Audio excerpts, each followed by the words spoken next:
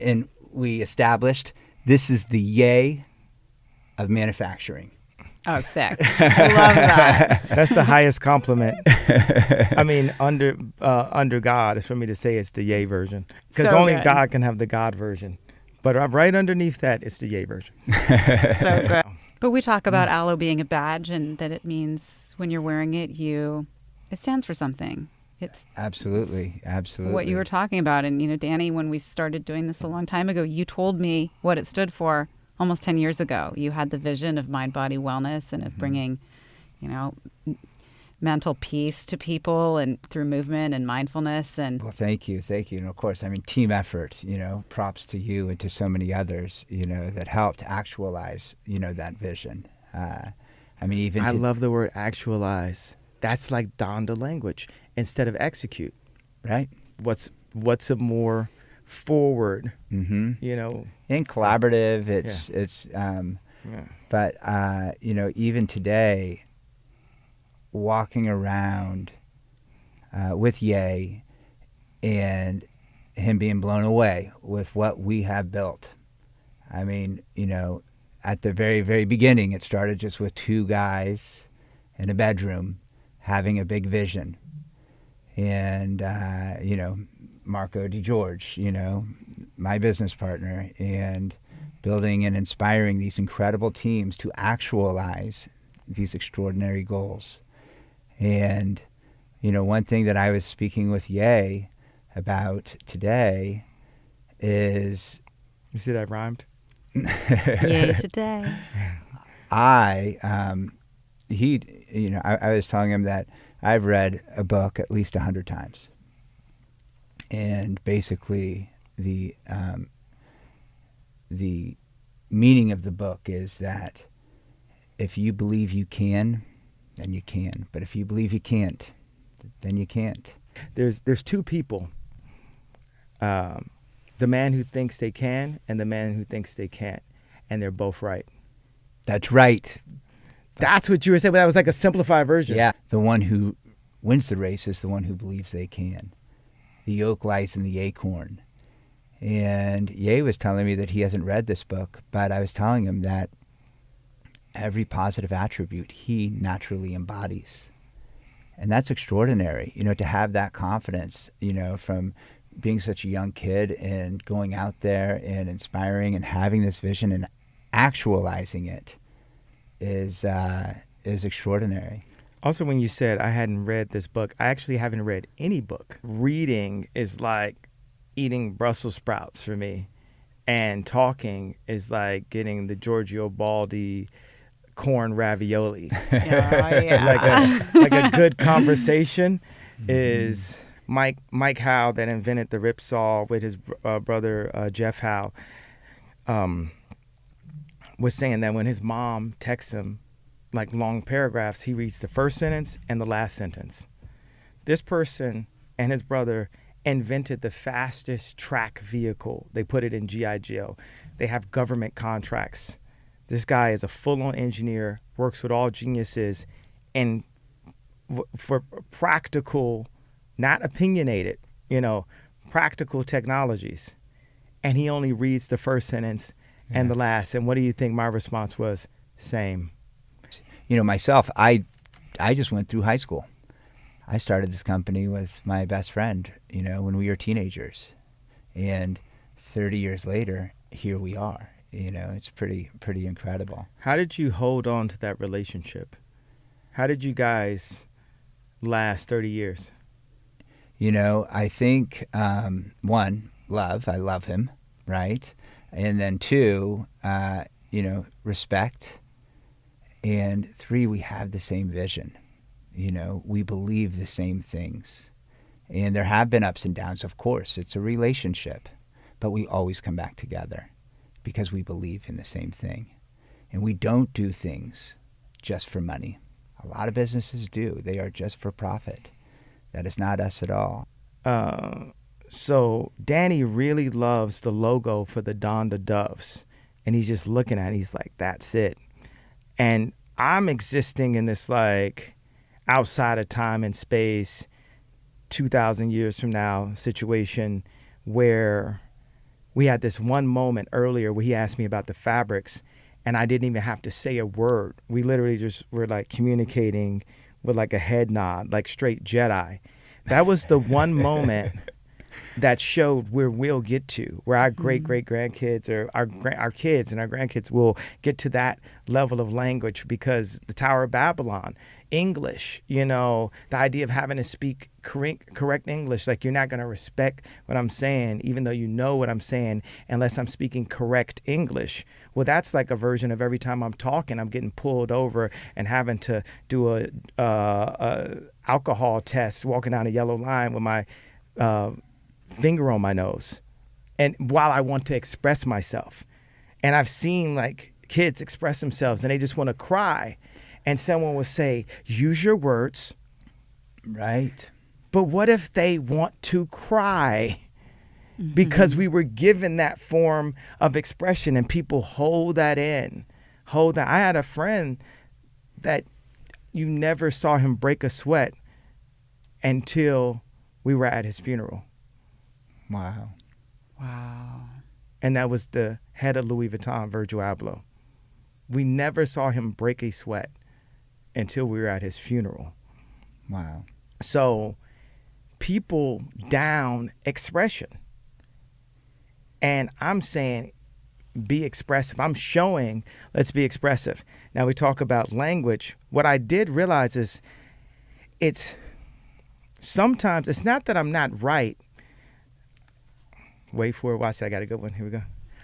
Sometimes I'm just not right now. It's not right now. It's not That's that right. you're not right.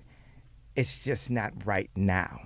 So they'll You're too ahead of us. Okay? You're too ahead of us. And I have to like be here, because that's not a good thing to be too ahead, because what do you do then? You lose the audience. Yeah. And it's interesting. I've got this technique, this Instagram ideation thing where I just start channeling. I think all the jokes myself. I cut and paste memes and everything myself. I put animated things up. I just take my whole operations and we start doing stuff, and it just like flows. And this is like my kind of third or fourth one or something. And have you ever like heard Amy Winehouse's first album versus the one she was doing later? She was still her, but then like this kind of past weekend, now all of a sudden everyone's starting to love Amy Winehouse. They didn't understand that super skinny girl with all those tattoos and, you know, that voice. Right. So they didn't understand me as a Brand Jordan, as a rapper, as the Black Brad Pitt, the Black Leo. No, Yes. So, and it's so many people that every person I bump into is like, yo, I want to do that so bad. I want to put some people up there, because that's another thing. It's like, if people knew that they couldn't, people only do what they can get away with. Mm-hmm. So it was a bunch of people thinking they could get away with stuff. And that's why I was like, yo, maybe my reputation's not bad enough. If you feel like you can get away with that. Right. But let's talk about language. The dove. What I realized is right now, the dove is like us speaking.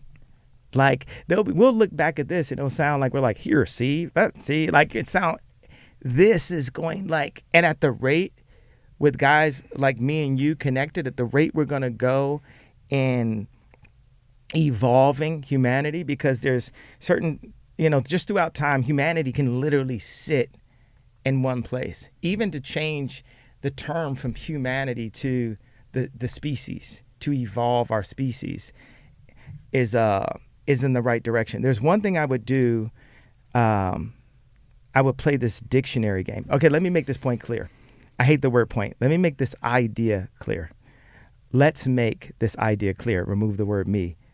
That's a style of language that I've been practicing and learning, where we're just taking out all those years and years of classism. Because all that stuff that's in a dictionary is I'm better than you, I'm smarter than you. And when we get to what we absolutely need, if we need to use words, it gets to like Yoda level. Like the simplest thing. Right. You know, but right now, maybe I'm right, but not right now. But right now, a logo can express and take you, a long way. Rapping on a song can take you a long way. Putting graphics on the side of a shirt can express something. These things, these signifiers of who we are and what we're down with. But I definitely envision a world where we don't have to have these signifiers. We don't have to tell people out loud who we voted on. That can be something private. That we don't have to, let me go ahead and be Christian Dad for a second, have, basically soft porn on the front of every, on everyone's page. Right, website, catalog cover. Website, we don't have to use that to sell clothes. Right. And maybe I'm right, but maybe that's not right now. So you guys, underlying your work, you both want to change the world. I'd love for you guys to talk a little bit about, if you will, some stories of things that you're involved in. I think the difference is that I want to, I'm inspiring to, but this man has already done it. Truth. This guy has helped shape culture. There's nobody more influential in fashion and culture than this guy, at least in the last 2 decades. So thank you for putting me there with him. But this is the man right here. But what Danny's done with manufacturing, he made the top manufacturing in America and in the world.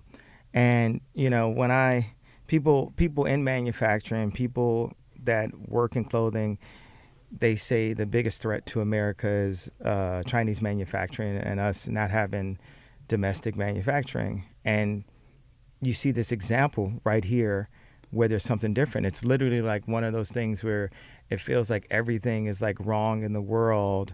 And then you see like a 6-year-old help a older lady across the street. Right. And it gives you hope for where the world is going.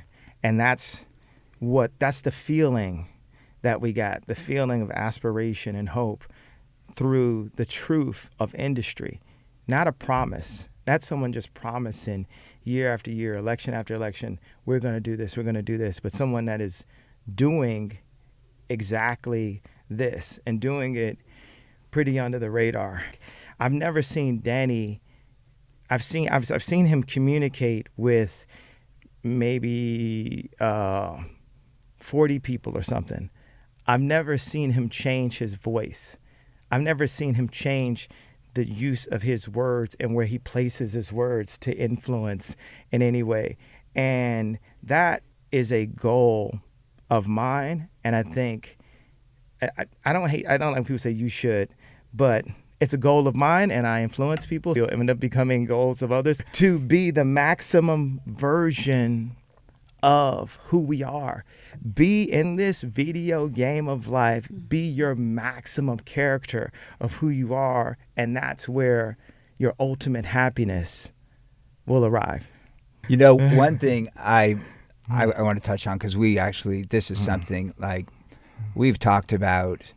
There's many different paths to get to a certain destination, but being aligned on that destination and, Aloe with Aloe's values, getting people into yoga, getting them into Shavasana, getting them into that meditative state to really show people and teach people how to control their minds and to amplify their positive subconscious and to suppress their negative subconscious. And that's a really important thing. For one, something that Ye has had to learn to do, on his own, but that we all have to learn to do. We've talked about, kids on, iPads at 2 years old and with, cell phones and social media and video games and all of these ways we need to give people an outlet on how to deal, with their minds. And today I was saying, hey, I'm a big believer in digital, and we were talking about digital, and he has started his own school already. I don't know if the listeners know that. We're on our 3rd year, but we're leaning into people in industry like Danny who understand how to organize our next systems, schools are systems, politics, cities are systems, and for us to simplify and embrace certain things. Like one of the things, it was this room where they do fittings, and the table was really like 2 feet wide and 6 inches long. And I said, why is this table shaped like that? And they said, well, all they need is room for the laptop. And I was like, oh, we got to put that in the schools. To have a school that instead of saying turn the phones off and turn the laptops and iPads off, we embrace that is there, and then learn how to use all the things that are there. Right. You know, learning how to use technology. I can have a tendency to just be like paranoid of robots, but it's the way that we have to exist, because I mean, Star Wars is my, college. I spent way more hours in Star Wars than I spent in college. And when I see those, like, the way those robots are working in the factory, I walk through that space and know that, in the same way we have a position of influence now, 10 years from now, 20 years from now, we'll have a position in influence. And some of the people that are very influential now will still be very influential then, but the world will be a lot more like all the ideas that George Lucas channeled in Star Wars. Like, he was channeling. Like, how do you make that? How do you invent Pixar? Like, that's like that's a lesser known thing, that George Lucas went and put people together to invent Pixar. So something I was saying when I was seeing the factories today with Danny was, the people who made fighter jets or modern flight, they had to get people who were the best at engineering at that time, and what they were engineering boats and trains and cars, and to take the best of the best and get them to do a completely different kind of vehicle. And that's what I've been pushing Danny on. Like, let's do a different kind of vehicle. Well, what is that vehicle? A vehicle for happiness. What's the vehicle for happiness? Simplifying our everyday life. Right now, everything has been driven, no pun intended, as GM, took up the train tracks to make sure, and suburban communities got like spread out, so you'd have to drive more. We haven't designed our world up to this point to maximize our existence on this planet as a species. And I'm really big on this concept of species right now, that's not separating us by China, America, Russia, race, gender, socioeconomic class, age, but just say species. So I'm really big on like outlawing stairs. And people will get into like arguments with me with stairs, but like, and okay, yeah, we can have up ramp, but not upstairs. Everything should be designed like an old folks home, because if we're lucky, we'll all turn to old folks. Yeah. So why are we so selfishly designing, while we're in the position of power to determine what the world looks like and how it functions, that we're not considering how it should be in the future?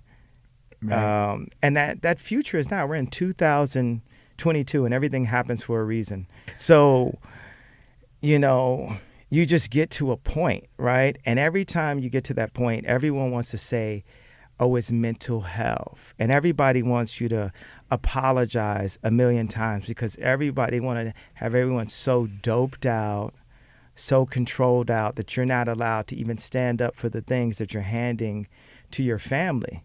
And the idea of taking the control and opinions or anything away from the mother or the father takes away a person's meaning in life. It doesn't matter how much money you have, the meaning that's going to be directly your church, your home is your original church. So even to this day, it's like I'll still give Kim advice on things that can help, because that's going to go to the kids. That's going to go, right. That she's still got to, basically 80% of the time raise those children. So I want to raise this, when people saw this, what I was going back and forth on is, hey, I have to be able to throw my version of what people would throw, like a Rick Owens or Margiela or Yeezys on, to the curriculum, because my parents were able to do that to me. They showed me anime when I was 8 years old, or my dad had drafting tables, or I was in computer programming class, or I was programming video games in 7th grade. And the standard curriculums that are there, we have to balance them, because it shows you how to interact in today's